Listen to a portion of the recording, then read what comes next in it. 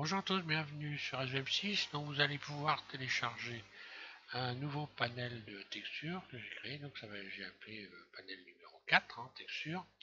Panel texture SVM6 numéro 4. Donc là, il y a du feuillage, je vais vous faire le détail. Il y a pas mal de choses qui sont susceptibles d'intéresser les gens. Donc, ou pas d'ailleurs, ça dépend. Là, je suis allé beaucoup dans la verdure, la pelouse, l'herbe avec des petites fleurs, enfin, du terrain aride, des craquelures, du cuir, enfin voilà. On va faire le détail et surtout, je vais commencer par également vous préciser, donc, sur le site de Didier Nebreda.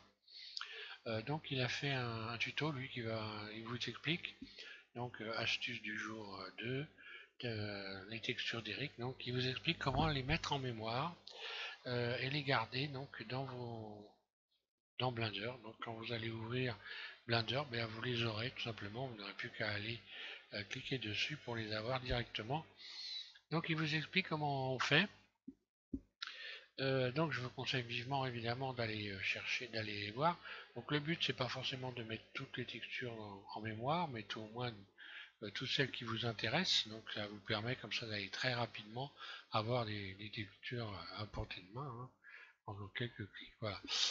Donc je vais me repasser. Donc merci Didier évidemment pour toutes ces explications et pour ton aide qui est précieuse parce que moi ça me soulage beaucoup de beaucoup d'éléments. Alors, on va voir. Donc je vais vous faire le détail. Alors donc déjà dans le premier élément ici, voilà. Donc là, je vais cliquer dessus. Donc là c'est de l'herbe. Alors ça rame un petit peu. Voilà. Donc là on voit bien ce que ça donne. Là c'est de l'herbe tout simplement. Donc il y a des gros pâtés d'herbe donc j'ai créé avec une texture seamless. Alors je vais vous faire voir comment vous allez pouvoir modifier éventuellement les éléments en allant ici. Vous ouvrez une fenêtre, ensuite vous allez ici cliquer sur éditeur de nœuds ici, voilà. Vous allez voir donc automatiquement vous allez avoir ça. Donc évidemment comme les autres textures vous les importez dans votre fichier si vous voulez texturer un objet. Et lorsque vous aurez donc appliqué, vous pouvez aller ici, donc ouvrir, voilà, vous cliquez sur la petite icône qui est en dessous, je recommence, Tab, pour revenir au groupe, là j'ai créé un groupe, vous cliquez ici sur cette icône et vous ouvrez, voilà, cet élément. Et là vous allez pouvoir modifier ici dans le plaquage. Donc dans le plaquage ici, vous allez pouvoir modifier les valeurs. Plus vous allez diminuer ces valeurs, donc jusqu'à 0, mais pas après, plus vous allez avoir de l'herbe fine, enfin, on va dire. Par exemple ici, donc si je mets 1 partout ici, ici 1, vous allez regarder, vous allez voir, vous voyez que l'herbe elle devient de plus en plus, on la voit de plus en plus grosse. Je vais mettre 2 par exemple ici. Alors attention à pas aller trop loin parce que après on n'a plus des belles, forcément des belles textures, mais voilà ce que ça donne. Là on voit donc bien qu'on a de l'herbe. Donc ça dépend sur sur quel objet vous appliquez votre herbe. Donc vous allez pouvoir aller ensuite donc choisir le, le nombre d'images, puisqu'en fait ce sont des images seamless, donc qui n'ont pas de raccord, qui sont sans raccord, comme j'ai expliqué, un peu comme du papier peint sans raccord, et donc qui permettent de faire ça. Et là, plus vous augmentez cette valeur, alors là je vais aller vers 3 par exemple, il arrive un moment où c'est un peu comme si on zoomait, voilà,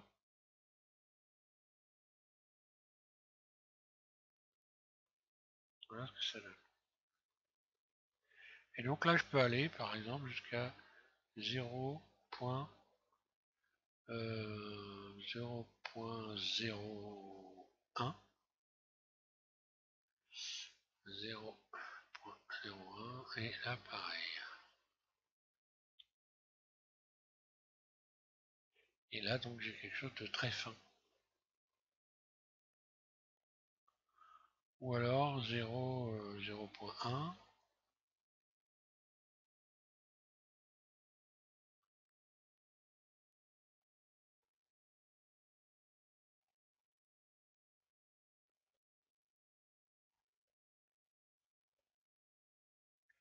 voilà. Donc ça, on peut le faire évidemment avec toutes les textures. Donc là, moi, je vais me remettre à 1 par exemple. Voilà. Donc ici, à côté, on a, donc là, c'était de l'herbe. Ici, on a du gazon. Donc, je clique dessus, voilà, on voit ce que ça donne. Alors là, pareil, exactement la même chose. Là, vous avez automatiquement la possibilité d'ouvrir ce groupe ici. Donc je clique là, voilà, et de modifier ici la valeur du plaquage. Alors là, c'est pareil, on peut modifier, je pourrais modifier. Alors j'ai choisi boîte ici comme moyen de projection. J'ai choisi boîte, c'est ce qui va en règle le mieux. Mais si j'avais par exemple un plan, je pourrais modifier ici puis choisir plat. Alors sur un objet plat, évidemment, comme un plan qui n'a pas d'épaisseur, qui n'a pas de volume. Parce qu'autrement, voilà ce que ça donne. Si j'ai un volume, on voit le cube ici. Le fait d'avoir projeté à plat, je vais attendre un peu. Je n'ai qu'une face, encore une fois, j'avais déjà expliqué. Je n'ai qu'une face qui est donc texturée correctement. Donc là, je vais aller chercher plutôt une boîte, voilà. Donc, en fait, si vous imaginez, votre objet est à l'intérieur d'une boîte, et cette boîte, c'est un pinceau qui projette de la peinture, et donc ça projette de la peinture de tous les côtés de l'objet. Voilà. Ok, ensuite, bah, là, ici, je vais avoir... Alors, j'ai un gazon avec des petites fleurs. Donc là, il n'y en a pas beaucoup. Ici, il y en a plus. Donc là, moi, j'ai modifié forcément. Je l'ai fait, voilà, comme ça, c'est tout prêt. Ça peut aller. Gazon petite fleur, donc là voilà, j'ai simplement modifié la valeur du tableau ici. Donc là ici je l'ai mis à 1. Par contre ici, je vais revenir là, en arrière, voilà. Voilà, et là je l'ai réglé à 0,5.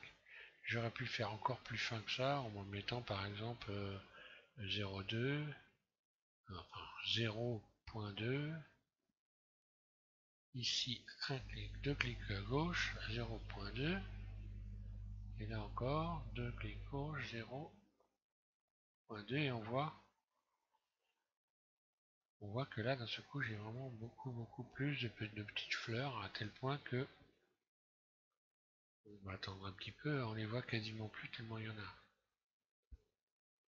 Donc ça c'est pareil, ça dépend sur quel objet, sur la taille de l'objet. On les voit quand même, il y en a quand même, mais d'ailleurs, il suffit de regarder ici ce que ça donne. Donc là, on peut aller jusqu'à là, ça dépend ce qu'on a comme objet. Donc là, moi je vais remettre 0,5.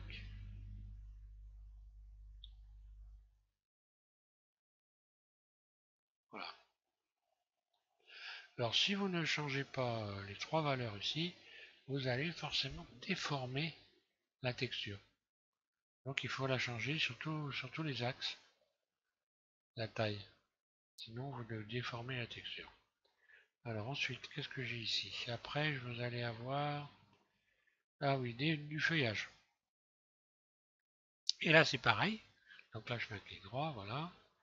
Là c'est pareil, si je modifie la valeur, on va le faire d'ailleurs, voilà. Si je modifie les valeurs du plaquage. Alors j'ai mis un BSDF guidé, j'aurais pu mettre un diffuse, mais bon, si vous voulez aller vous amuser ici dans les valeurs et regarder ce que ça donne, alors attention à pas mettre de la brillance, parce que le spéculaire très peu, enfin bon, on peut modifier la rugosité, enfin on peut, donc j'ai mis ça, mais c'est pas obligé de le mettre. Alors ici je vais mettre 0,1 par exemple, je vais épaissir le feuillage, donc j'épaissis le feuillage, donc je multiplie les textures. Voilà. Alors là, ce qu'on voit, c'est qu'on n'a pas vraiment une texture seamless. On n'a pas vraiment une texture seamless parce que ça fait des marques. Et donc il faut faire attention à ne pas aller trop loin avec ça. Donc là, j'étais moi à 0. Je vais remettre à 1.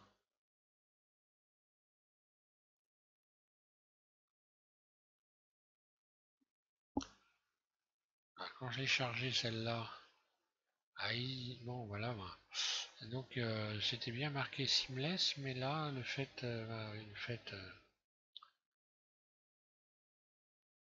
fait d'avoir des feuilles qui sont finalement rangées dans un sens particulier, bien, ça fait qu'on finit par, à force de diminuer, par avoir des marques quand même avec une seamless.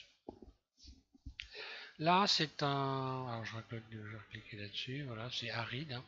Donc, c'est un sol aride avec une step, hein. Donc, là, c'est pareil. On peut encore modifier les valeurs du plaquage. Ensuite, ici, ça, c'est un sol. Alors là, carrément, un sol craquelé, hein. Donc, totalement. Ça irait bien pour un sol désertique, un ruisseau desséché, etc. Donc là, j'en ai fait plusieurs types. Donc un qui est clair et donc un autre qui est plus prononcé, plus creusé. Donc il y a cette couleur là. Alors là c'est pareil, là on peut éventuellement si on veut aller modifier les couleurs. Donc, je vais vous expliquer, on peut aussi encore justement le fait d'avoir rajouté un BSDF ID ici, ça me permet de modifier un peu les couleurs en rajoutant subsurface ici. Donc subsurface, ça correspond à cette couleur-là. Si j'augmente subsurface, ce qu'on va voir, c'est que ça devient jaune. Par contre, tout ce qui est les fêlures, on les voit de moins en moins, parce que là, je rajoute une couleur en faisant ça. On les voit de moins en moins. Alors on peut essayer de combler ça, par exemple, en allant connecter sur déplacement. Je pense que ça devrait un peu arranger les choses. Encore que... Non, même pas. C'est un peu logique d'ailleurs. Je sais pas pourquoi je fais ça, mais bon. Il faudrait que je rajoute une texture. Donc on peut quand même, bon, on peut quand même un peu modifier les choses, hein.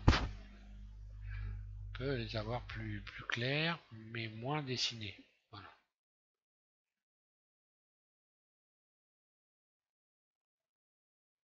Euh, contrôle quelque chose quand même.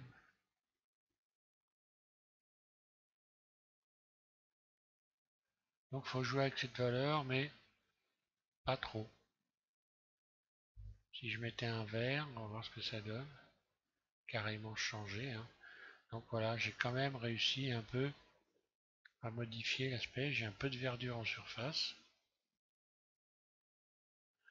Alors après, évidemment, je peux faire d'autres types de montage de notes qui permettraient d'avoir éventuellement des taches de verdure. Mais bon, je fais simple là, hein. Pas trop chercher trop loin. Ça vous permet comme ça d'aller... Alors là, j'ai fait de la neige. Alors là, c'est pareil, le rendu, on le voit ici, hein. Et du cuir. Alors rien ne vous empêche, par exemple, d'aller chercher une texture seamless, donc attention, une texture seamless, de remplacer la texture que moi j'ai mise, je l'ai appelée cuir, mais vous pouvez parfaitement aller en chercher une autre à partir d'ici. Donc il faut désempaqueter, rajouter une nouvelle texture, lui donner un nouveau nom et l'enregistrer.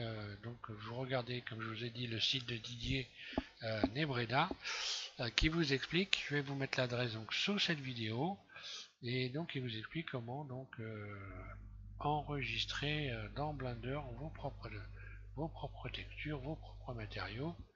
Et donc voilà, c'est intéressant à tout point de vue d'essayer de faire ses propres trucs aussi. Maintenant, moi je fais ça un peu pour simplifier la vie, hein, à tout le monde, hein. Voilà. Je me suis dit, c'est aussi important d'être capable de les faire soi-même, évidemment.